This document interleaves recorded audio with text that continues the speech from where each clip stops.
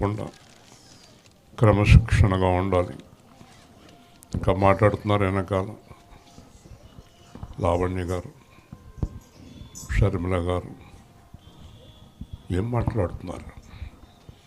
నిశ్శబ్దం అంటే నిశ్శబ్దం అంతే, సైలెన్స్ అంటే సైలెన్స్. మీరు ఎందుకు ఆశీర్వదింపబడరంటే దేవుని గొప్ప కార్యాలు గ్రహించలేకపోతున్నారు. దేవుడు ఇలాంటి సమయాల్లో కూడా నడిపిస్తున్నాడు. ఎంత జాగ్రత్తగా ఉండాలి. ఈరోజు చంద్రబాబు నాయుడు గారు, మోడీ గారు, చాలామంది మంత్రులు, నాయకులు క్రిస్మస్ సందేశాలు ఇచ్చారు, సభల్లో పాల్గొన్నారు. వారి సందేశం ఏంటంటే యేసుక్రీస్తుని అనుసరించడమే మంచిది అనే సందేశం. యేసు ప్రభువుని నమ్ముకున్నవారు, యేసుక్రీస్తుని అనుసరించని వారు నా దృష్టిలో భయంకరమైన శత్రువులు. ప్రకాష్ గారు మాట్లాడుతూ దేవునికి శత్రువులు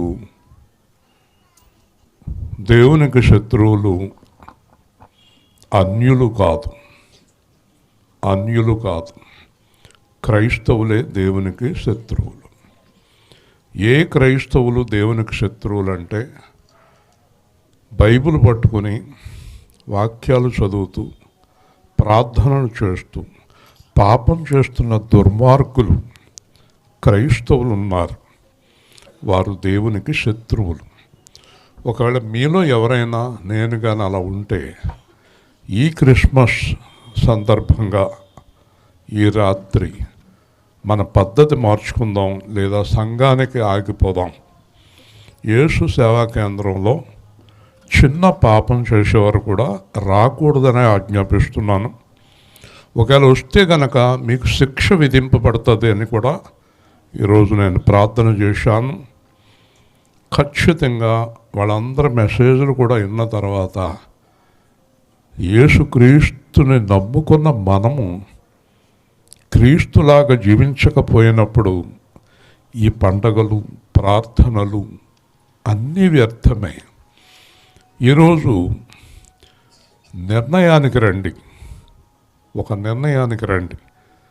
ఏంట నిర్ణయం అంటే నేను యేసుక్రీస్తులాగా జీవిస్తాను, లేని ఎడల యేసుక్రీస్తుని విడిచిపెడతాను. ప్రతి నోరు చెప్పాలి. ఇప్పుడు ప్రతి నోరు చెప్పాలి గట్టిగా. చెప్పట్లేదు. ప్రతి నోరు, లేదా రాకూడదు. ఈ సంఘానికి రావద్దు. మీకు ఇష్టం వచ్చిన సంఘాలకు వెళ్ళండి, మీ ఇష్టం. కానీ యేసు సేవా కేంద్రంలో ఎవరైనా సరే యేసుక్రీస్తుకి అవమానం తెచ్చేవారు ఉండటానికి వీల్లేదని దేవుని ఆజ్ఞ. ఈరోజు ఉదయకాలం ముందు ఉదయం నుంచి ఖాళీగా ఉన్నాను, ఎక్కువ ప్రార్థనలో గడిపాను. ప్రభువు చెప్తున్నారు, మీరు నన్ను పోలి నడుచుకుని నా నామానికి ఘనత తీసుకురండి. నేను మాట ఇచ్చాను. మాట ఇవ్వడం, పాటించడం. మీలో మాట ఇవ్వగలిగిన వారందరూ మీ కుడి చేయి ఆకాశం వైపుకి చూపించండి. నేనే యేసుక్రీస్తులాగా జీవిస్తాను. ఒకవేళ మాట ఇవ్వని వారు నెమ్మదిగా ఆగిపోండి, ఏమీ ఇబ్బంది లేదు. ఎట్టి పరిస్థితుల్లోనే పాపం చేయడానికి వీల్లేదు. ఈరోజే నిర్ణయం తీసుకోండి, రేపు కాదు, 8ంటికి కాదు, ఇప్పుడే నిర్ణయం తీసుకోవాలి. ఇది తీసుకుని మీరు జీవించండి. ఆశీర్వాదాలు పరుగులెత్తుకుంటా మీ దగ్గరికి వస్తాయి. దేవుని స్తోత్రం. ప్రతి ఆశీర్వాదం మీ దగ్గరికి వస్తుంది ఖచ్చితంగా. దేవుడు నన్ను అడిగిన తర్వాతే మిమ్మల్ని అడుగుతాను. దేవుడు నాతో మాట్లాడిన తర్వాతే మీతో మాట్లాడతాను. దేవుడికి నేను మాట ఇచ్చిన తర్వాతే మిమ్మల్ని మాట ఇమ్మని అడుగుతాను. దేవుని స్తోత్రం. నేను చేయకుండా మిమ్మల్ని ఏది అడగను, నేను చేసే మిమ్మల్ని అడుగుతాను. అబద్ధాలు, దొంగతనాలు, మోసాలు, చాలా అసహ్యమైన పనులు ఇవన్నీ చేస్తూ మీరు ధైర్యంగా వస్తున్నారంటే శిక్షావిధి కొరకే. పౌలు అన్నాడు, యేసుక్రీస్తు దగ్గరికి పాపం చేస్తూ వచ్చేవారు పాతాళం కొరకే నిర్ణయించబడ్డారు అన్నాడు. హల్లెలూయా. పాతాళానికి పోవటం ఖాయం. ఏ పాపం చేసినా, అబద్ధం ఆడినా, మోసం చేసినా, ఒకరు సొమ్ము దొంగిలించినా, ₹1 ఎవరిదైనా మీ దగ్గర ఉన్నా మీరు పరలోకానికి వెళ్ళరు. ఖచ్చితంగా చెప్తున్నా, ఖచ్చితంగా స్పష్టంగా. క్రిస్మస్ సందేశాలు అంటే ఇలా ఉండవు. కేకులు కోసుకుంటాం, గంతులు వేస్తాం, లేనిపోని మాటలు 4 మాటలు చెప్పుకుంటాం. యేసు వచ్చేసాడు నీ దగ్గరికి, నా దగ్గరికి. ఎలా వస్తాడు యేసు నీ దగ్గరికి? యేసు అంటే ఎవరు? చక్కని ప్రసంగం చేశాడు మధ్యాహ్నం ప్రకాష్. ఏమన్నాడో తెలుసా? యేసు చాలా మంచివాడట, యేసు అంట క్షమిస్తాడంట. ఆయన అన్నాడు, అదే యేసు చేతిలో పడతాం భయంకరం అన్నాడు. దేవుని స్తోత్రం. హెబ్రీలో జీవం గల దేవుని చేతిలో పడటం తెలియదమ్మా. వాక్యాలు నీకు మాట్లాడమే. జీవం గల దేవుని చేతిలో పడతాం ఏంటి? భయంకరం. తప్పించుకోలేరు, ఎవరు తప్పించుకోలేరు. పరిశుద్ధంగా జీవించడానికి నిర్ణయించుకోండి ఈరోజే, రేపు కాదు. ఒకవేళ ఈ రాత్రి యేసు వస్తే ఎత్తబడాలి. క్రమశిక్షణ, పరిశుద్ధత చాలా అవసరం. నేనేదో మిమ్మల్ని బెదిరించడం లేదు. సంఘంలో అలాంటి వారు ఉండకూడదు. గుర్తుపెట్టుకోండి. పాముని మీ ఇంట్లో ఉండగా మీరు పడుకోలేరు. తాసుపాము మీ ఇంట్లో తిరుగుతుండగా, సంఘంలో చీడ పురుగులు ఉండగా సంఘం అభివృద్ధి కాదు. దేవుని స్తోత్రం. కుటుంబంలో అవిధేయులు ఉన్నంతకాలం ఆ కుటుంబం ఆశీర్వాదం ఉండదు. వాళ్ళు ఎంత కష్టపడినా, ఎంత బాధపడినా ఆ కుటుంబం శ్రేయస్సు కలగదు. లంచగొండలు, దొంగలు, పాపాలు చేసేవారు, వ్యభిచారం చేసేవారు, తప్పులు చేసేవారు కుటుంబంలో ఉండగా ఆ కుటుంబం అభివృద్ధి అవ్వదు, ఆ సంఘం అభివృద్ధి అవ్వదు, ఆ జీవితాలు అభివృద్ధి అవ్వవు. గుర్తుపెట్టుకోండి. ఖచ్చితంగా జీవిద్దాం. నిజమైన క్రీస్తు ఆరాధన అదే. దేవుని స్తోత్రం. ఆత్మతో సత్యముతో ఆరాధించడం అంటే పరిశుద్ధంగా జీవించడమే. కాబట్టి మీలో ఎవరైతే నిర్ణయించుకున్నారో వారందరికీ ఈరోజు విడుదల. అంతేకాదు, నూతన సంవత్సరంలో ముందుగానే మీ అందరి దగ్గరికి ఆశీర్వాదాలు పంపిస్తాడు. హల్లెలూయా. మీరు ఆశీర్వదించబడాలంటే పాపం విడిచిపెట్టాలి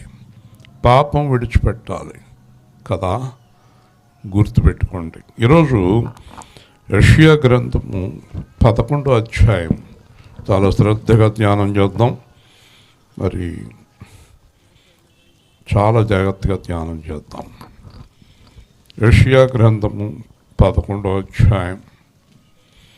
యెషయా గ్రంథం 11వ అధ్యాయం మొదటి వచనము నుండి చాలా శ్రద్ధగా, భయభక్తులతో, శ్రద్ధాసక్తులతో దేవుని వాక్యాన్ని విందాము. యెషయా మొద్దు నుండి చిగురు పుట్టును, వాని వేరుల నుండి అంగురం ఎదిగి ఫలించును. యెహోవా ఆత్మ జ్ఞాన వివేకములకు ఆధారమగు ఆత్మ, ఆలోచన బలమునకు ఆధారమగు ఆత్మ, తెలివిని యెహోవా ఎడల భయభక్తులను పుట్టించు ఆత్మ అతని మీద నిలుచును. యెహోవా భయము అతనికి ఇంపైన సువాసనగా ఉండును. కంటి చూపును బట్టి అతడు తీర్పు తీర్చడు, తాను వినుదానుని బట్టి విమర్శన చేయడు, నీతిని బట్టి బేదలకు తీర్పు తీర్చును. భూనివాసులలో దీనులైన వారిని యథార్థముగా విమర్శన చేయును. తన వాగ్దండము చేత లోకమును కొట్టును, తన పెదవుల ఊపిరి చేత దుష్టులను చంపును. అతని నడుమునకు నీతియు, అతని తుంట్లకు సత్యమును నడిగట్టుగా ఉండును. మంచిదండి. ఈరోజు ఉదయకాలం ముందు చెప్పాడు, కోస్తా జిల్లాల్లో భారీ వర్షాలు. మనం దేవుడికి వ్యతిరేకం అంటే ఏంటంటే వర్షం కురిపించేది దేవుడే. కొంతసేపు ఆఫ్ చేయండి అని అడుగుతున్నాం, అంతేగాని మనం దేవుడికి అనుకూలం అని కాదు. మేము మీటింగ్ పెట్టుకున్నాం, కొంతసేపు ఆఫ్ చేయండి ప్రభువా. నేను ఇందాక అడిగాను, వర్షం కురుతున్నప్పుడు మోకరించి ప్రార్థన చేసి మాకు కాస్త భోజనాలు అయ్యేదాకా సమయం ఇవ్వండి అని అడిగాం.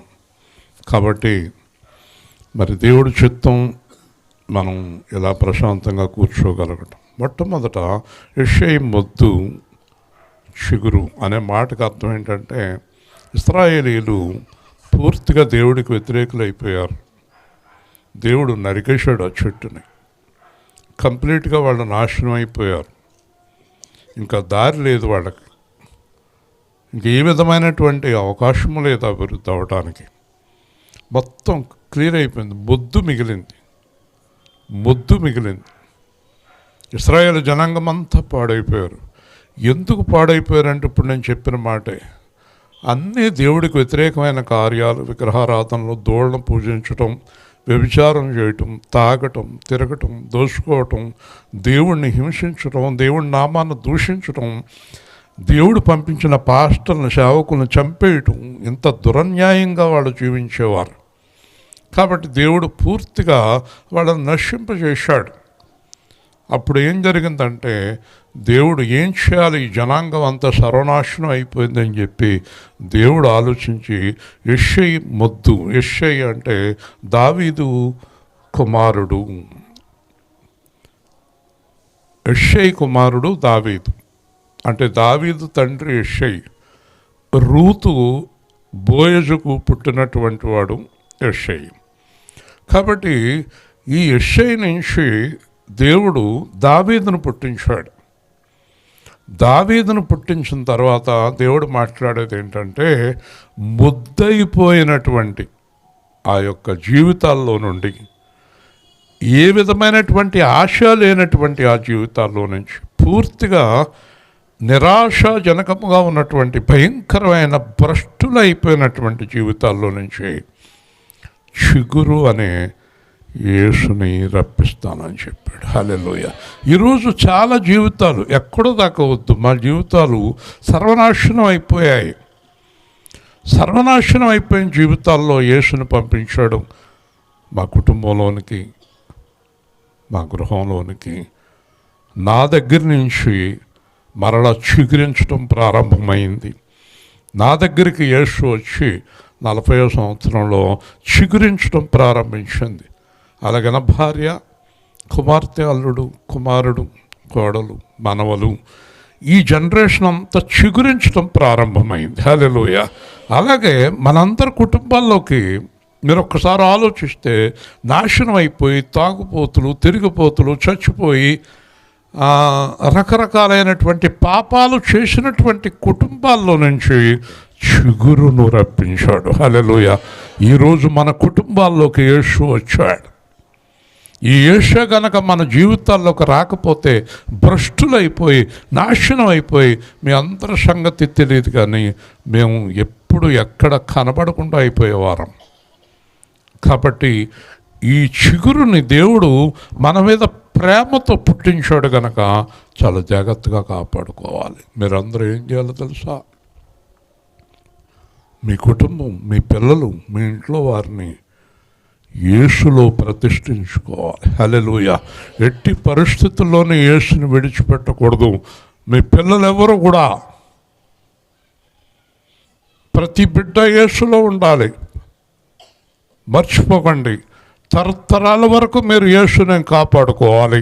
మీరు జీవించి ఉన్నంతకాలం మీ కుమార్తెను కానీ, మీ అల్లుని కానీ, కొడుకును కానీ, కోడలను కానీ, పిల్లలను కానీ యేసులో నుంచి బయటకు రానివ్వకూడదు.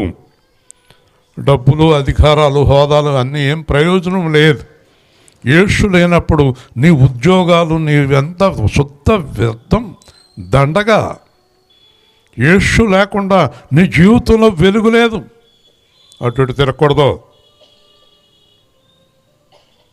యేసు లేని జీవితం శూన్యం.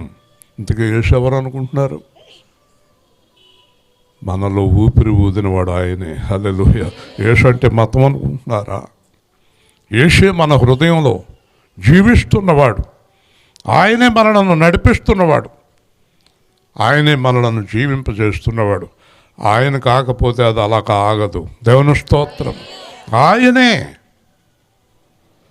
కాబట్టి ముద్దైనా మూడైనా జీవితాల్లో నుంచి యేసు వచ్చాడు. హల్లెలూయా. ఈ యేసును మీరేం చేయాలి? కాపాడుకోవాలి. నా కుమారుని ముద్దు పెట్టుకోవాలి, లేని ఎడల మీరు నశించిపోతారు. హల్లెలూయా. ఆయన ఏం చేయాలట? ముద్దు పెట్టుకోవాలి. ఒక దైవజనుడు, నేను రోజు యేసుని ముద్దు పెట్టుకుంటున్నాను అన్నాడు రాజమండ్రి సభలో. వీళ్ళు ఎవరికేం అర్థం కాల. ఏంటండి రోజు యేసుని ఎలా ముద్దు పెట్టుకుంటున్నారంటే, ఆయన వాక్యాన్ని నా హృదయంలో పెట్టుకుని ముద్దు పెట్టుకుంటున్నాను. హల్లెలూయా. యేసు అంటే వాక్యం, వాక్యమే యేసు. కాబట్టి ఇక్కడ ఏమైందంటే, ముద్దు నుండి చిగురు పుట్టింది కానీ వేరులు చావలేదు. ఆ చెట్టు వేరులతోటి తీలేదు, దాన్ని వేరులు ఉన్నాయి. దాని వేరుల నుండి అంకురము ఎదిగి ఫలించును. గట్టిగా దేవుని స్తోత్రం. పైన చిగురు పుట్టింది, కింద వేర్లు ఇలాగెళ్ళిపోతున్నాయి. నాటేస్తున్నాడు, ఇలాగెళ్ళిపోతున్నాయి, ఇలాగెళ్ళిపోతున్నాయి, అలాగెళ్ళిపోతున్నాయి, ఇలాగెళ్ళిపోతున్నాయి. ఈ వేర్లు ఎక్కడి దాకా వెళ్ళిపోయినాయి అంటే ప్రపంచమంతా, భూమండలం అంతా వెళ్ళిపోయింది వేరు. హల్లెలూయా. చూసారా, చంద్రబాబు గారు ఒక మాట చెప్పాడు, చాలా మంచి మాట చెప్పాడు. మనమందరం హిందువులు పండగలు చేసుకుంటాం, ఒక్కొక్క రోజు లేదా 6 రోజులు 5 రోజులు.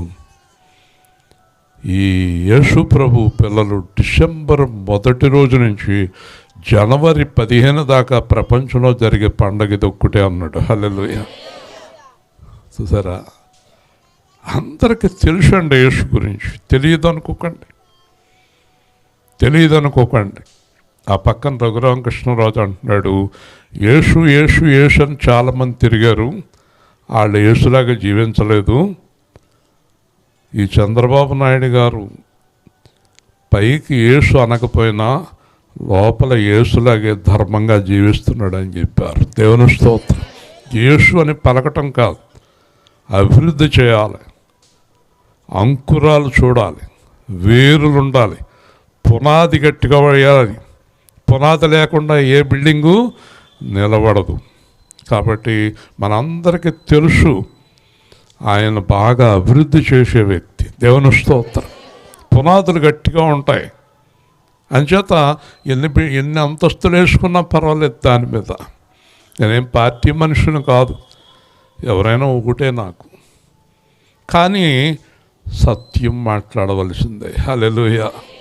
హల్లెలూయా. మనము సత్యమే మాట్లాడాలి. మనకు ఎవరు కావాలి? అభివృద్ధి చేసేవాళ్ళు కావాలి. దేవుని స్తోత్రం. అభివృద్ధి అవ్వాలి.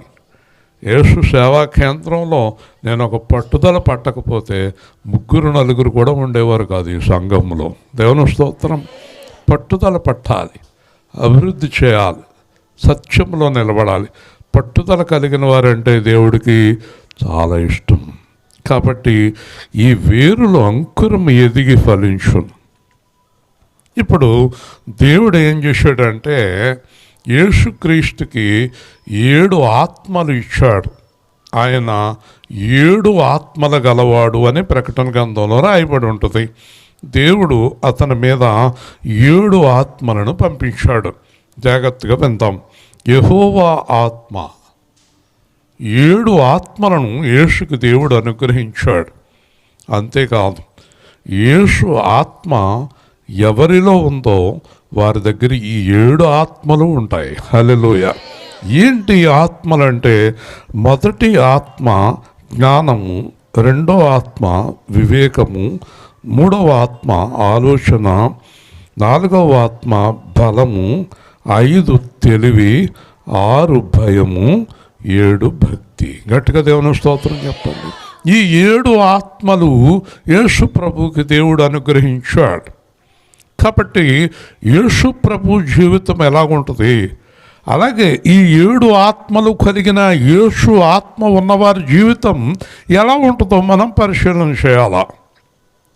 యేసుక్రీస్తులో ఎలాంటి ఆత్మలు ఉన్నాయి చూసారా? మరి చాలా మందిలో దురాత్మలు ఉన్నాయి, భ్రమపరిచే ఆత్మలు ఉన్నాయి, దెయ్యపు ఆత్మలు ఉన్నాయి. కదండి. ఈరోజు ఒక అమ్మాయి సినిమా యాక్టరు ఆ యూట్యూబ్లో చెప్తుంది, నాకు దేవుడి కంటే కూడా దెయ్యాలంటేనే ఎక్కువ ఇష్టం, నేను దెయ్యాలను ఆరాధిస్తానంటుంది. అది దెయ్యం. కాబట్టి ఇలాంటి వాళ్ళు ఉన్నారు, దెయ్యాలు పట్టిన వాళ్ళు. కానీ ఈ దేవుని ఆత్మలో ఏమేముంది? ఇదే వాక్యం మనం యెషయా 9లో చూస్తాం. ఆలోచనకర్త, నిత్యుడగు తండ్రి, సమాధానాధిపతి. అలాగే ఈ ఆత్మను చూసినప్పుడు మొట్టమొదటి ఆత్మ జ్ఞానము. దేవుని స్తోత్రం. ఏముందండి? గట్టిగా జ్ఞానం. చూసారా?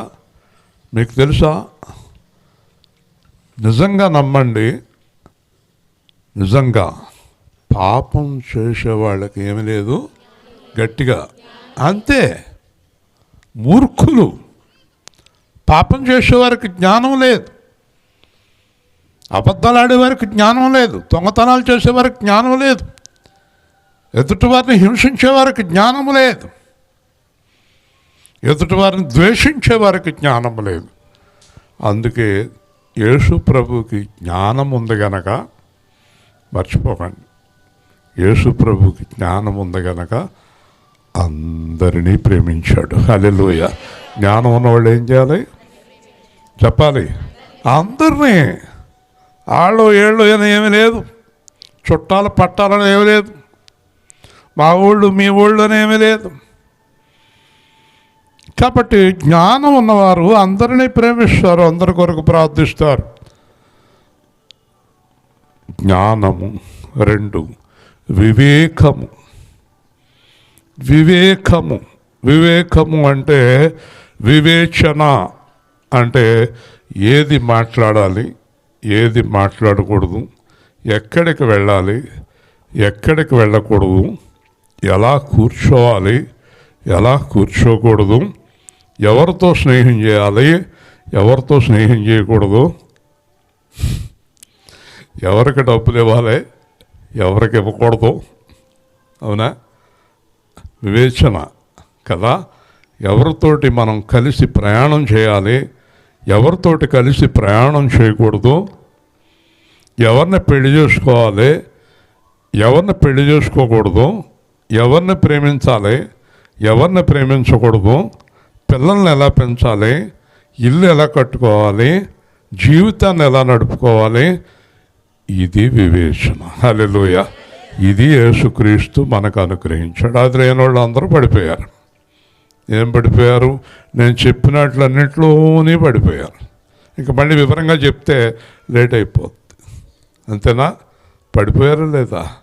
పడిపోయిన వారిని చేతులు ఎత్తమంటే మ్యాక్సిమం అందరూ వాళ్ళే ఉంటారేమో. దేవుని స్తోత్రం. హల్లెలూయా. కాబట్టి వివేచన కదండి.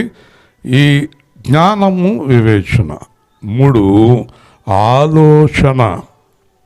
చెప్పండి. ఆలోచన. ఇందాక మధ్యాహ్నం నా భార్య అంటుంది, అంటే ఇంట్లో విషయాలన్నీ బయట చెప్పేస్తారు, ముఖ్యమైన ఏ చెప్తాను. మా అమ్మాయికి ఫోన్ చేసి, నీకును నాన్నగారికి కంగారే, వెంటనే నిర్ణయం తీసేసుకుంటారు అంటుంది. నా గొడవ ఎందుకు వీడికి, వాళ్ళ అమ్మాయితో మాట్లాడేది. నిజమే, మేము చాలా విషయాలు చాలా స్పీడ్గా నిర్ణయం తీసుకుని పడిపోతుంటాం. కాబట్టి ఆలోచన. చెప్పండి. ఎంత ఆలోచించాలండి? ఒక పని చేసే ముందు, ఒక మాట మాట్లాడే ముందు, ఒక కార్యం జరిగే ముందు ఏం చేయాలండి? ఆ ఆలోచన ఎవరి దగ్గర నుంచి? ఈ జ్ఞానం ఎవరి దగ్గర నుంచి? ఈ వివేకం ఎవరి దగ్గర నుంచి? మనుషుల దగ్గర తీసుకోకూడదు. మనుషుల దగ్గర తీసుకోకూడదు. ప్రతి ఆలోచన దేవుడి దగ్గర తీసుకోవాలి. అలాగే ఆలోచన చెప్పువారు అనేకులుండుట మంచిది. ఏదైనా ఒక పని చేసేటప్పుడు నలుగురితో కలిసి కూర్చుని ఆలోచించాలి. దేవుని స్తోత్రం. ఇదంతా ఆత్మ, దేవుని ఆత్మ ఎవరి మీద ఉందో అవన్నీ ఉంటాయి. ఇప్పుడు ఇన్ని ఉన్నవాళ్ళు జీవితంలో ఫెయిల్ అవుతారా? అవుతారా? ఇక్కడ ఫెయిల్ అయిన వాళ్ళు ఉన్నారా? అందరూ పాస్ అయిన వాళ్ళేనా? ఫెయిల్ అయిన వాళ్ళు అంటుంది. దేవుని స్తోత్రం. కాబట్టి 3 ఆలోచన, 4 బలము. ఇది యెషయా 9:1. బలవంతుడు, బలము. బలం అంటే ఏ బలం? ఇక్కడ ఉన్నవాళ్ళందరినీ కొట్టేసే బలం కాదు, దేవుని బలము. హల్లెలూయా. ఒక్క మాటలో చెప్పాలంటే పూర్వం పెద్దలు చెప్పేవారు ఆత్మ బలము. ఏంటది? ఆత్మ బలం. అంటే వాళ్ళు దేనికి భయపడరు. ఇలా చేస్తే నీకు డబ్బు వస్తుంది, చేయరు. ఇలా జరిగితే నీకు అవకాశం వస్తుంది, వెళ్ళరు. ఎట్టి పరిస్థితుల్లోనూ కూడా ధర్మం విడిచి వెళ్ళరు. ధర్మం విడవరు వాళ్ళు. ధర్మం విడవని బలము హృదయములో. హల్లెలూయా. ధర్మం విడరు. 1 కోటి లాభం వచ్చినా, 100 కోట్ల లాభం వచ్చినా, ఇంకా చెప్పాలంటే 1,00,000 కోట్ల లాభం వచ్చినా కూడా ధర్మాన్ని విడిచిపెట్టరు. అంటే వాళ్ళల్లో చాలా ధర్మ బలము. అది దేవుని యొక్క బలము కదండి. 4 తెలివి. తెలివి అంటే సాధారణంగా మనం అనుకుంటూ ఉంటాం, చాలా తెలివైనోళ్ళండి, చాలా తెలివైనోళ్ళండి. తర్వాత తెలుస్తుంది అసలు తెలివి లేదండి. రాత్రి ఎప్సిబ గారు అంటున్నా, నాకు అసలే తెలివే లేదండి కదండి. ఆవిడ తెలివి లేకుండా యేసుక్రీస్తులోకి ఎలా వచ్చింది? యేసుక్రీస్తులోకి వచ్చాక తెలివి లేదు అనొచ్చా? దేవుని స్తోత్రం చెప్పండి. అనకూడదు. తెలివి. పౌలు తిమోతికి ఉత్తరం రాస్తూ ఎవ్వరూ ఎదురాడని తెలివిని నీకు అనుగ్రహిస్తాను అన్నాడు. హల్లెలూయా. అంటే వాళ్ళు ఎక్కడ మాట్లాడుతున్నా కూడా ఓడిపోరు. తెలివి గల వాళ్ళు ఓడిపోరు. ఓడిపోయి తెల్లమోహం వేసుకోరు. కాబట్టి మొదటిది చెప్పండి. మొదటిది ఏంటి? జ్ఞానము. చెప్పాలి.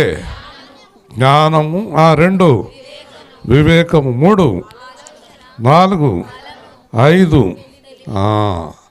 ముఖ్యమైన ఈ 2 చెప్పి నేను తొందరగా ముందుకెళ్తాను.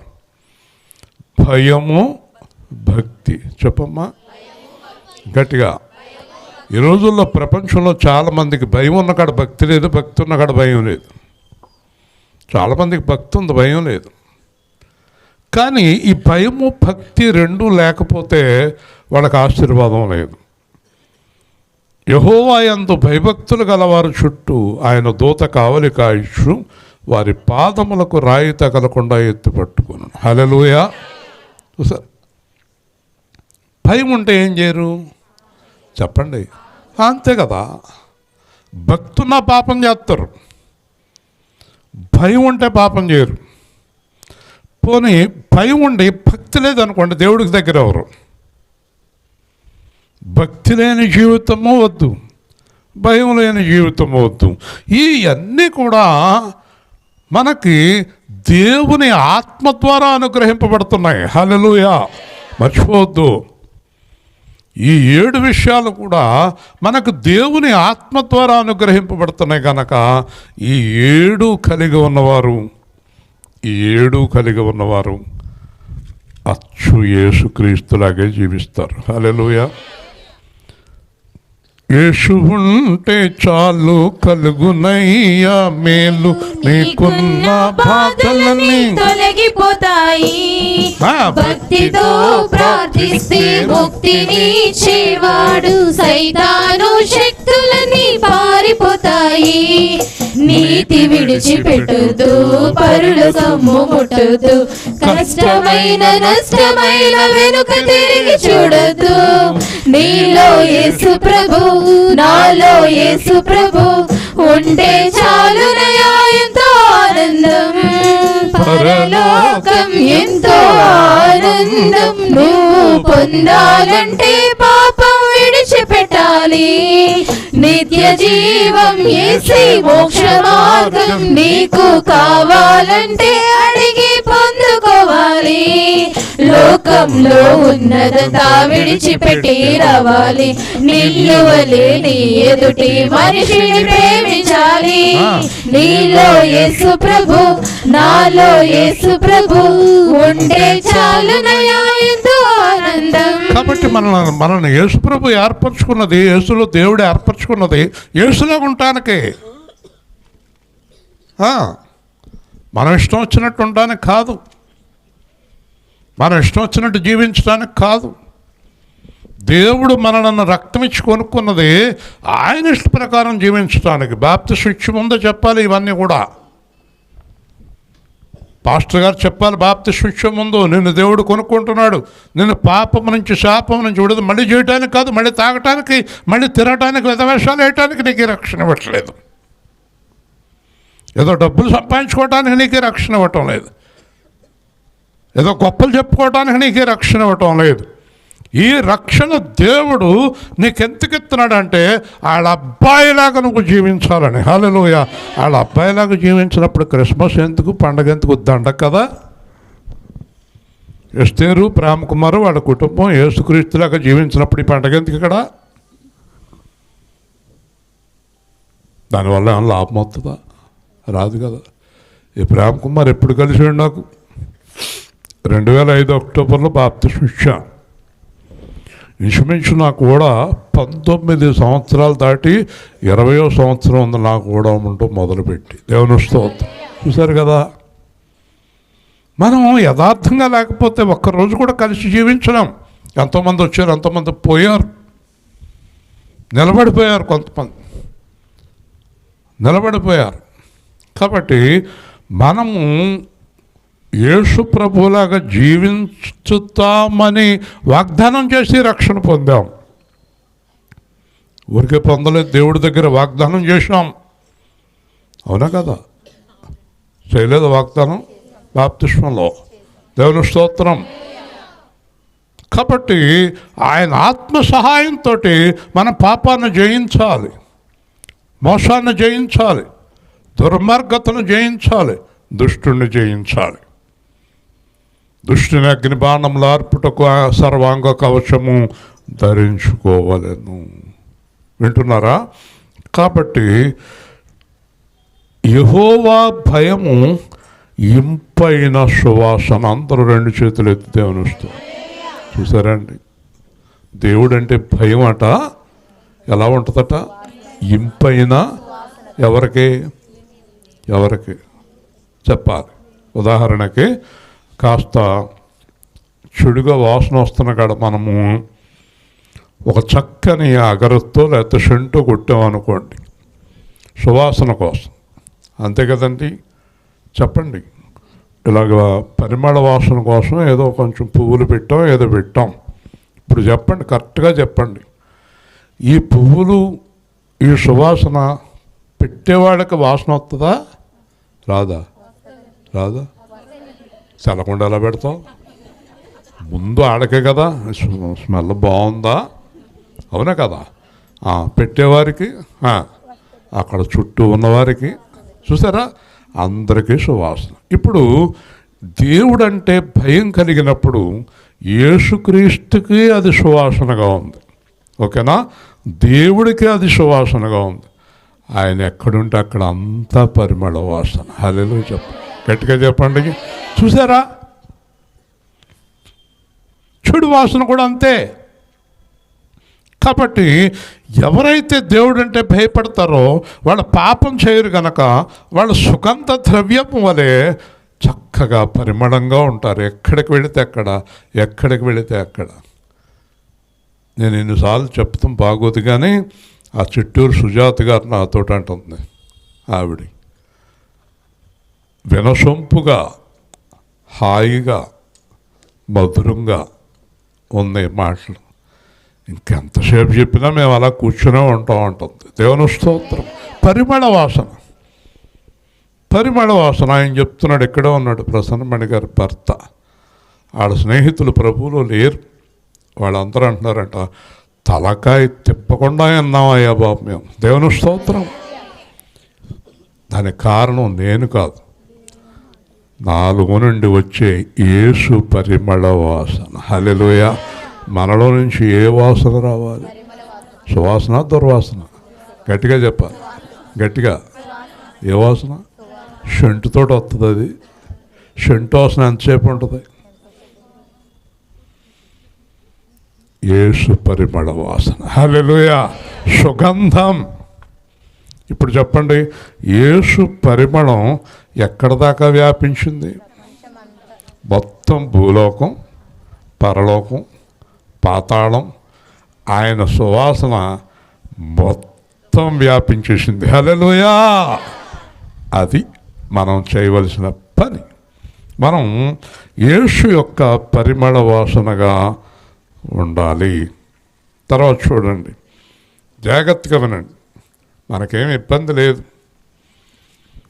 మనం భోంచేసి వెళ్ళేదాకా ఇబ్బంది పెట్టడు దేవుడు. దేవుని ఆజ్ఞ కదా, దేవుని ఆజ్ఞ. నేను తాయితీగా ఉంటాను చూసి కూడా కొంతమంది ఎంత తాయితీగా ఉన్నాడు ఈయన అనుకుంటారు. ఆయన మీద నమ్మకమే నా తాయితీ కారణం. Okay, right. చూడండి జాగ్రత్తగా, నాతో కలిసి చెప్పండి. కంటి చూపును బట్టి అతడు తీర్పు తీర్చడు. నేనైతే అదే పని. అది వాళ్ళిద్దరు ఏం చేస్తున్నారు? చూసిందంతా అది అబద్ధమో నిజమో తెలుసుకునే లోపల చెప్పేస్తాడు. తప్పు కదా. కాబట్టి చూసిన దాన్ని బట్టి తీర్పు తీర్చకూడదు. ఎవరో ఒక అబ్బాయి అమ్మాయి వెళ్తున్నారు అనుకోండి, వాళ్ళ పాపం చేసేసినోడేనా? తప్పు కదా. ఒక ఇద్దరు వెళ్ళి మూలకెళ్ళి మాట్లాడుకుంటున్నారు అనుకోండి, మన గురించేనా? ఇదంతా తీర్పులేనా? చూసేసి తీర్పు తీర్చేయచ్చండి? తీర్చొచ్చా? చెప్పాలి. ఎప్పుడు ఎవరికి తీర్పు తీర్చకండి. దేవుని స్తోత్రం. చూసినా కూడా దేవుడితో చెప్పండి, మీరేం తీర్చకండి. కంటి చూపును బట్టి తీర్పు తీర్చడు. రెండోది చెప్పండి నాతోటి, తాను వినిన దాన్ని బట్టి విమర్శ చేయడు. మేమైతే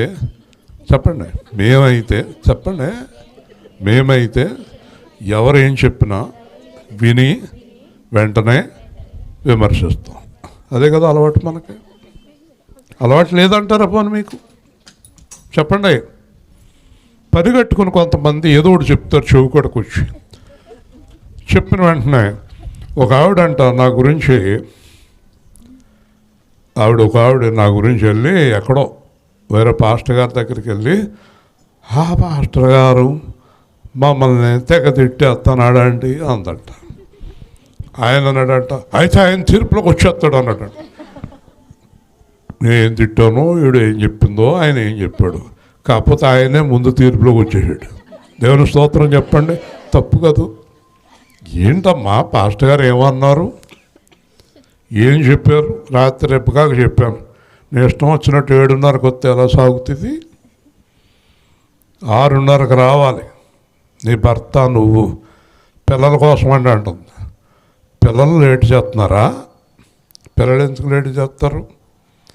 కాబట్టి ఈ మాట ఎట్టుకెళ్ళి ఎవరితోటో చెప్పింది అనుకోండి, పాస్టర్ గారు 6:30కి వచ్చామంటున్నారు, మాకు ఎలా సాగుతుంది అంటే, ఈ పక్కన ఉన్న ఆవిడ సాగదమ్మా, ఎలా సాగుతుంది? ఆయనకు సాగుతుంది, మనకు సాగదు అంటుంది. ఈనేత్తం వాగేత్తం కదా, అంతేనా? వినేయటం వాగేయటం. ఈ మధ్యన పాస్టర్ గారికి ఆశ పెరిగిపోయిందమ్మా, దర్శింపగానే పోతే కుదరదు అంటున్నాడు. ఈవిడ నిజమేనా అమ్మా, ఇంకెక్కడికైనా ఆశ లేని పాస్టర్ గారి దగ్గరికి వెళ్ళిపోదాం. ఈడు కూడా నవ్వుతున్నాడు. వీడికి ఏమర్థమైందండి? ఇక ఆడు స్టీఫెన్ గారు అబ్బాయి తెగ వేస్తున్నాడు. దేవుని స్తోత్రం చెప్పండి. ఇలాగా పెళ్ళి కుదిరిందంట, చూద్దాం. పెళ్ళి అయ్యాక విజయ్ కుదిరిందంట కదా అంటే, అవనవా నువ్వు పెళ్ళి? అవనవా? అసలు ఇది ఏంటి మాటలో? కాబట్టి వినిన దానిని బట్టి తీర్పు తీర్చడు. 3, నీతిని బట్టి బీదలకు తీర్పు తీర్చును. దేవుని స్తోత్రం చెప్పండి. దేని బట్టి? బీదలకు. బీదలు అంటే చాలా అర్థాలు ఉన్నాయి, మనకు సమయాన్ని బట్టి ముగించేస్తున్నాను. బీదలు అంటే మోసపోయిన వారు, మోసపోయిన వారు వింటున్నారా? ఈ రోజున అధికారులు, మంత్రులు, గవర్నమెంట్ అధికారులు అందరూ ప్రపంచంలో కానీ, దేశంలో కానీ, రాష్ట్రంలో కానీ వీళ్ళందరూ బ్రతికేది, ఆ కారుల్లో, విమానాల్లో తిరిగేది బీదలు చెల్లించిన ధనము మీద. దేవుని స్తోత్రం. డబ్బు వాళ్ళది కాదు, బీదలది. అందరూ చెల్లించిన పన్నులు, మీరు కొంటున్న వస్తువుల మీద చెల్లించిన పన్నులు, తాగుతున్న తాగుడు మీద వెళుతున్న పన్నులు, ఇవన్నిటి మీద వాళ్ళు హాయిగా జీవిస్తున్నారు. అందుకే ఏ దేశంలో పేదరికము లేదో ఆ దేశమే ఆశీర్వాదం కల దేశం. దేవుని స్తోత్రం. వింటున్నారా? కాబట్టి దేవుడు ఏం చేస్తాడు? ఒక ధనవంతుడు పేదవాడిని మోసం చేస్తే పేదవాడి పక్షంగా దేవుడు నిలబడతాడు. హల్లెలూయా. ఎక్కడ మోసం జరిగితే వాళ్ళ పక్షంగా దేవుడు నిలబడి తీర్పు తీరుస్తాడు. మర్చిపోకండి. అర్థమైందా? మోసపోయిన వారి పక్షముగా దేవుడు తీర్పు తీరుస్తాడు. కాబట్టి ఆ తీర్పు ఇక్కడ రాకపోయినా చనిపోయిన తర్వాత నరకములోకి తోసేస్తాడు. హల్లెలూయా. కాబట్టి మనం ఎవ్వరికీ చెప్పండి అన్యాయము, మరి ముఖ్యంగా పేదలకు. మీ ఇంటికి ఎవరైనా పని చేయటానికి వచ్చారనుకోండి, కూలి పని, పొద్దునుంచి సాయంత్రం దాకా పని చేశారనుకోండి, మామూలుగా కూలి 500 అనుకోండి, మీరు 700, 800 కూడా ఇవ్వచ్చు వాళ్ళకి. ఎందుకంటే మర్చిపోకండి, వాళ్ళ రుణం ఎప్పటికీ తీర్చలేము మనం. దేవుని స్తోత్రం. మర్చిపోకండి, ఈ దేవుడే చెప్పాడు ఈ మాట. ఆ రుణం తీరదు. ఎందుకంటే పనిచేసే వ్యక్తి రుణం తీర్చలేరు. పనికి రేట్లు నిర్ణయించారు కానీ ఆ రేటు వాళ్ళకి సరిపోదు. అర్థమవుతుంది మీకు నేను చెప్పేది? ఎందుకంటే ఈ పని చేసేవారు కష్టపడి పని చేస్తారు, చాలా కష్టపడతారు.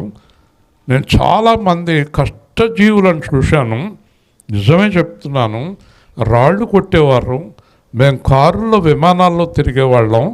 ఆ రాళ్ళు కొట్టేవాళ్ళ మీదే మేము విమానాల్లోనే, కారులో తిరిగేవాళ్ళం. కొన్నాళ్ళకి ఆ రాళ్ళు కొట్టేవాళ్ళు అనారోగ్యం పాలై చచ్చిపోయేవారు. మేము బాగానే ఉన్నాం కానీ వాళ్ళు అనారోగ్యం పాలయ్యేవారు. దేవుని స్తోత్రం. కొన్ని పనులు చేసేవారు ఏం పాలవుతారు? రోగాల పాలవుతారు. కాబట్టి మనము పేదలకి అన్యాయము చేయకూడదు. పేకేకలు పక్కపక్కలు ఎందుకు? నవ్వే విషయం. నువ్వు నుంచుంటే నువ్వు ఎగిరి అతని ఇంట్లో పడతావు. నేను జాగ్రత్తగా ఏకైకలు పక్కపక్కలు. మీ ద్వారా ఎవరికి అన్యాయం జరగకూడదు. యాకోబు అంటాడు, మీరు ఎక్కడికక్కడ లక్షలు పోసేస్తారు, హాస్పిటల్కి వెళ్ళి ఏం చేస్తారు? ఎంత అంటే అంత.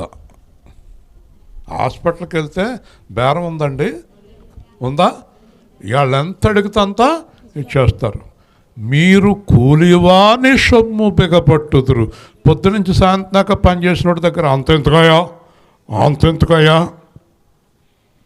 హాస్పిటల్లో 5,000, 10,000, 20,000, 1,00,000 కూడా కట్టేస్తారు. మన ఎవరో కుర్రోడికి ఏస్తేరు గారు చుట్టాల అబ్బాయికి 4 లక్షలు అయింది. 4 లక్షలు. వింటున్నారా? ఓకే, హాస్పిటల్లో ఖర్చు పెట్టండి, కానీ మీ మీద ఆధారపడి పనులు చేసుకునే వారిని మాత్రం న్యాయం చేయండి. దేవుని స్తోత్రం. పేదలకు ఆయన ఏం చేస్తాడు? న్యాయం చేస్తాడు. చూసారా? భూనివాసులలో దీనులైన వారికి యథార్థముగా విమర్శ చేయను. హల్లెలూయా. భూమి మొత్తం మీద ఆడ క్రైస్తవుల, హిందువుల, ముస్లిమ్సా? మీకు విషయం తెలుసా?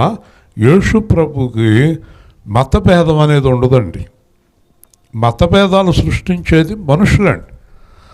దేవుడు చూసేది రెండే, మర్చిపోకండి. పైనుంచి దేవుడు చూసేది రెండే, నీతి, దుర్నీతి. దేవుని స్తోత్రం. ఒకవేళ యేసుప్రభు నమ్ముకుని నీతిగా లేని వారిని యేసుప్రభు రాజ్యానికి రానివ్వడు. ఇంకో మాట కూడా చెప్పాడు, వారికంటే మీరు ఎక్కువ నీతి గలవారై ఉండాలి. హల్లెలూయా.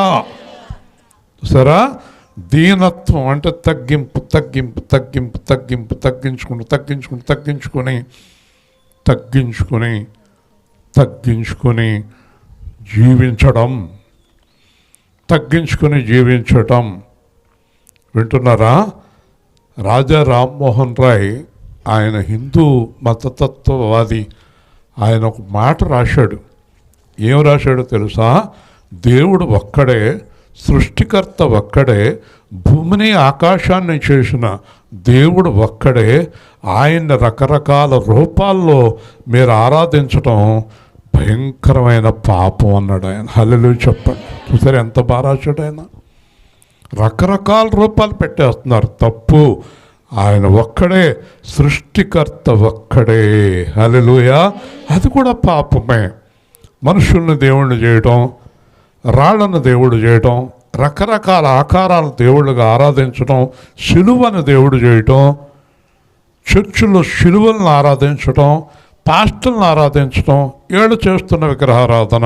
పాస్టర్లేమో డబ్బును ఆరాధిస్తారు, వీళ్ళ పెద్ద విగ్రహారాధికులు. మొత్తం అందరూ విగ్రహారాధనలోనే ఉండి విగ్రహాలను పూజించడం అంటే సరిపోయిందా? దీనులై విరిగి నలిగిన హృదయం గలవారై. దేవుని స్తోత్రం. హల్లెలూయా. నీ హృదయంలో దేని మీద ఆరాధన ఉండకూడదు, సృష్టికర్తనే ఆరాధించాలి. హల్లెలూయా. వింటున్నారా? ఎంత లోతైన సత్యాలు ఉన్నాయి చూసారా బైబిల్లో. కాబట్టి తన వాగ్దండము చేత లోకమును కొట్టును. చెప్పండి, వాగ్దండం అంటే వాక్య ఖడ్గము. హల్లెలూయా. ఈ వాక్యంతో ఏం చేస్తున్నాడు? చితగొట్టేస్తున్నాడు లోకాన్ని. హల్లెలూయా. హల్లెలూయా. చితగొట్టేస్తున్నాడు లోకాన్ని.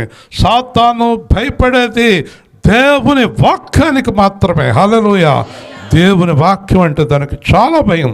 అంచేత వాక్యం లేని సంఘాల్లో ఉంటుంది అది, వాక్యం ఉన్న సంఘాల్లో ఉండదు అది, వాక్యం లేని జీవితాల్లో ఉంటుంది, వాక్యం ఉన్న జీవితాల్లో అపవాదం ఉండదు. కాబట్టి వాక్యము, దేవుని వాక్యం ఎవరికి వచ్చునో వారు దైవములు అనబడుతురు. హల్లెలూయా. కాబట్టి ఈ వాక్యం ఎవరిది? ఇప్పుడు నేను మాట్లాడే మాట ఎవరిది? దేవుని వాక్కు. హల్లెలూయా. తన వాగ్దండంతో కొట్టేశాడు మొత్తం పాపాన్ని, చితక తొక్కేశాడు. హల్లెలూయా. ప్రపంచమంతా ఆయన వాక్యంతో ఏం చేశాడు? పాపాన్ని చిత కొట్టేశాడు. ముగింతనాను, తన పెదవులు ఊపిరి చేత దుష్టులను చంపును. దేంతోడండి? గట్టిగా, పెదవులు ఊపిరంటే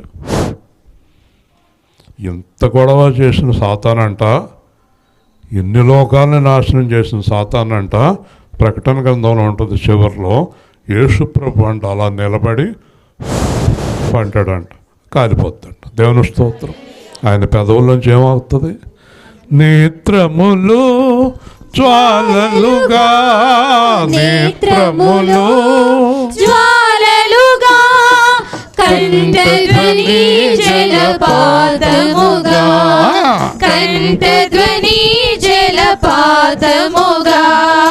హల్లెలూయా, హల్లెలూయా, హల్లెలూయా, హల్లెలూయా.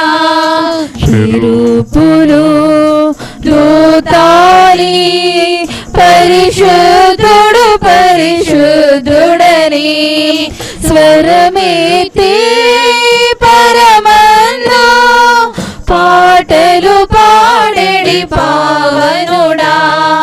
హల్లెలూయా, హల్లెలూయా, హల్లెలూయా, హల్లెలూయా.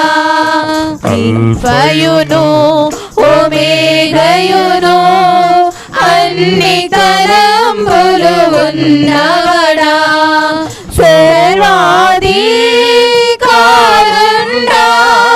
సర్వాధికారుండా,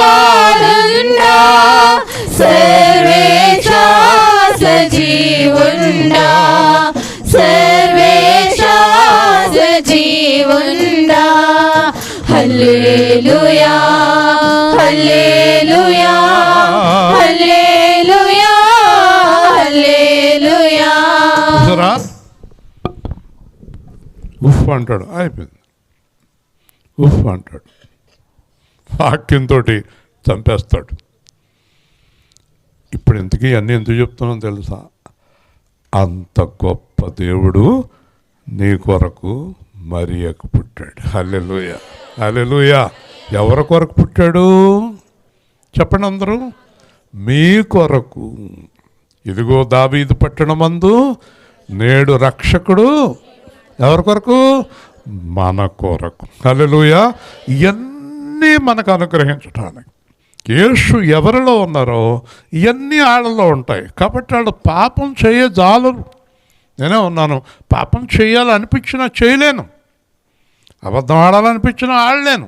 ఎందుకంటే లోపల నేను చెప్తాడు చేయొద్దు. హల్లెలూయా. అందుకే నేను మిమ్మల్ని హెచ్చరించడమే కాదు, ప్రార్థిస్తాను మీలో ఉండాలి అని. హెచ్చరించడమే కాదు, ప్రార్థన చేస్తాను. కానీ మనము అలా చూడొద్దన్నప్పుడు చూడకూడదు కదా. దేవుడు ఎవరిలో ఉంటాడంటే మాట వినేవారిలో. హల్లెలూయా. ఆయన మాట వింటే ఆయన మన దగ్గరుండి మనలను చివరిదాకా నడిపిస్తాడు. కాబట్టి అతని నడుమునకు, చెప్పండి అందరూ చెప్పాలి, అతని నడుమునకు నీతియు అతని తుంట్లకు సత్యము నడికట్టుగా ఉండును. హల్లెలూయా. ఆయన మన శరీరంలో అతి ప్రాముఖ్య భాగమైన భాగం మీకు తెలుసా? ఎప్పుడైనా తెలుసా మీకు? మన శరీరంలో చాలా ముఖ్యమైన భాగము నడుము. నడుము పడిపోయాక ఇంకా మనిషి పూర్తిగా వ్యర్థమైపోతాడు. నడుము ఎక్కడైతే బలముగా ఉంటుందో అతడు లేదా ఆమె ఏ పనైనా చేయగలరు. అందుకే చాలామంది పాపం నడువు నొప్పి అంటూ ఉంటారు, చూసారా? నడుము, అలాగే తుంట్లు. ఈ తుంట్లు అంటారు వీటిని, నడుము కింద తుంట్లు. యాకోబుని దేవుడు ఏది ఎరగొట్టాడు? తుంట్లు ఇలా కొట్టాడు. ఇలా కొడితే ఏముంది? ఇంకా ఇది గట్టిగా ఉంటేనే నిలబడతాం మనం. నడుముతో జాయింట్ ఉంటుంది ఇక్కడ. ఈ జాయింట్ చాలా ముఖ్యమైనది. ఇది ఒక్క దెబ్బ కొట్టాడు దేవుడు, ఇరిగిపోయింది. అది ఇరిగిపోయిన కూడా దేవుడిని గట్టిగా పట్టేసుకున్నాడు. ఇరిగిపోయిన దాంతో గట్టిగా పట్టుకుని అయిపోయి నా కాలు ఇరిగిపోయిందని కూడా అనట్లేదు. ఏంటయ్యా ఇరిగిపోయినా కూడా నన్ను వదలవంటే, ఇరిగిపోయినా చచ్చిపోయినా ఏమైపోయినా ఆశీర్వదించేదాకా నేను వదలన్నాను గట్టిగా దేవుని వస్తాం. చూసారా? ముందు మనం ఇరిగిపోయిన కూడా చూసుకుంటాం, ఆశీర్వాదం కాదు. అంతేనా? ఒక ఆవిడ అంటది, నడువా నిలబడినెత్తలేదండి, ఏం చేయాలో అర్థం అవుతుంది. మరి నేనేం చేయను? నాకు నడుము బాధే, నాకు బోడు బాధలు ఉన్నాయి. కానీ ఒక మాట చెప్తున్నాను, యాకోబుకి కాలు ఇరిగిపోయిన దేవుణ్ణి ఎలా వదలలేదో మాకు ఎన్ని బాధలు ఉన్నాయని ఎప్పుడు వదలలేదండి. దేవుని స్తోత్రం. చాలా ఉంటాయి. మరి వయసు అయ్యే కొలది ఆరోగ్యం ఎక్కడ ఉంటుంది? కానీ ఎప్పుడు మీతో చెప్పుకోలేదు. కాబట్టి ఈ నడుము, అందరూ ముగించేస్తున్నాను, నడుము, దేవుని నడుము నీతి. గట్టిగా నడుము ఎంత ముఖ్యమో దేవుడికి నీతి గట్టిగా చెప్పాలి. సరే, నడుము ఎంత బలంగా ఉందో దేవుని నీతి అంత బలమైంది. హల్లెలూయా. నీతి. తుంట్లు, నడుము తర్వాత జాయింట్, తుంట్లు చాలా ముఖ్యమైన భాగం ఇది. ఈ భాగము సత్యము. హల్లెలూయా. గట్టిగా చెప్పండి, నీతి సత్యం. ఇదండి మన జీవితంలో ఉండవలసింది, నీతి సత్యం. చూసారా ఎన్ని విషయాలు ప్రభువులో ఉన్నాయో అవన్నీ ఆయనలో ఉన్నాయని మనం సంతోషించడానికి కాదు, మనము ఆయనలో ఉండాలని చెప్పబడుతూ ఉన్నాయి. ఈ అన్ని వాక్యాలు కూడా ఇలా చెప్పుకుంటూ పోతే ఎంతైనా ఉంది. కానీ ఇలాంటి మహానుభావుడైన యేసుని, ఎంత గొప్ప యేసుని మన చేతిలో పెట్టేశాడు దేవుడు. దేవుని స్తోత్రం. మన హృదయంలోకి పంపించాడు, మన ఒడిలోనికి పంపించాడు, మనకు దగ్గరగా ఉన్నాడు. యేసు మనతోటే ఉన్నాడు. నిజమైన క్రిస్మస్ ఏంటంటే యేసుని ఎత్తుకుని ముద్దు పెట్టుకుని యేసు కొరకు ఆ ముద్దు పెట్టుకున్న యేసుని చెప్పాలి, అయ్యా యేసు నువ్వు నాకు చంటి బిడ్డగా, అంటే క్రిస్మస్ గురించి చెప్తున్నాను, అనుగ్రహించబడ్డావు, నువ్వు నాకు అనుగ్రహించబడ్డావు. శిశువు పుట్టెను, కుమారుడు అనుగ్రహించబడెను. కాబట్టి ఇంకా ఈ శిశువుని నేను ఎప్పుడు పోగొట్టుకోను, ఈ శిశువుని నేను ఎప్పుడు కాపాడుకుంటాను. కాబట్టి చంటి బిడ్డలాగా మీరు ఈ రక్షణను కాపాడుకోవాలి. ప్రేమ గల తండ్రి, జీవాధిపతి అయిన ప్రభు, ప్రేమ కుమార్ని, ఎస్తేర్ని, వారి కుటుంబాన్ని మీరు ప్రేమించి నిజముగా భయంకరమైన వాతావరణంలో కూడా మా ప్రార్థన అంగీకరించి ఈ విధంగా కార్యక్రమాన్ని జరిగించి మాకు ఎంతో సంతోషాన్ని కలిగించారు. ఎస్తేరికి పూర్ణ ఆరోగ్యం, ప్రేమకుమారికి మంచి జ్ఞానం, మోషేకి మంచి ఉన్నతి, జ్ఞానం, వివేకం, మోషే భార్యకు మంచి జ్ఞానం, భక్తి, చంటిబిడ్డకు సంపూర్ణ ఆరోగ్యం, సుజ్ఞాన ప్రసాదులకు మంచి ఉన్నతి, మంచి బలం, ఆరోగ్యం.